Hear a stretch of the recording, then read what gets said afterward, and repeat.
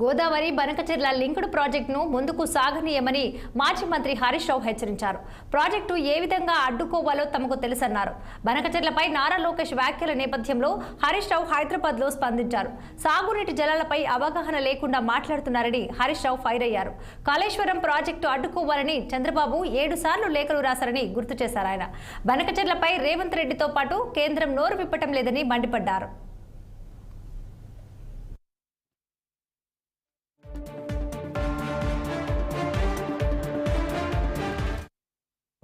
రేవంత్ రెడ్డి ఏం మాట్లాడుతుండు?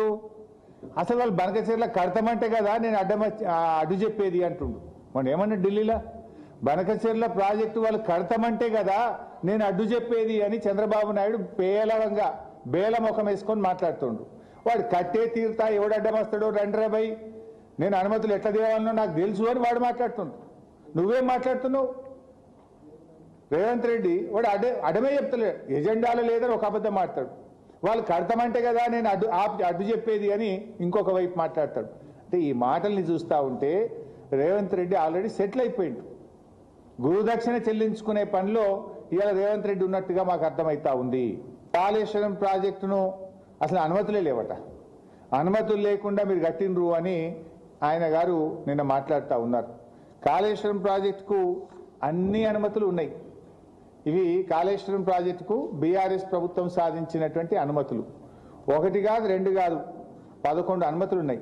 Hydrology clearance, technical advisory committee clearance, central water commission clearance, ministry of tribal welfare, ministry of environment and forest, irrigation planning, inter state matters, hydrology 11 అనుమతులు. అన్ని రకాల అనుమతులను సాధించి BRS ప్రభుత్వం కాళేశ్వరం ప్రాజెక్టును నిర్మించింది. మీకేమైనా అనుమానం ఉంటే ఇది పంపిస్తే వెరిఫై చేసుకోండి. We have all permissions for Kaleshwaram project. అదేవిధంగా ఇవాళ బనకచెర్ల కట్టి తీరుతామని మీరు అంటున్నారు. బనకచెర్ల అడ్డుకొని తీరుతాం మేము. మాకు అడ్డుకోవడం కూడా తెలుసు, ఎట్లా అడ్డుకోవాలో కూడా మాకు తెలుసు.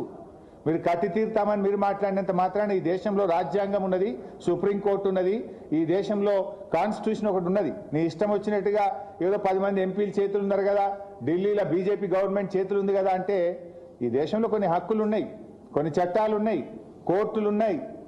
మాకు కూడా తెలుసు దాన్ని ఎట్లా అడ్డుకోవాలనో.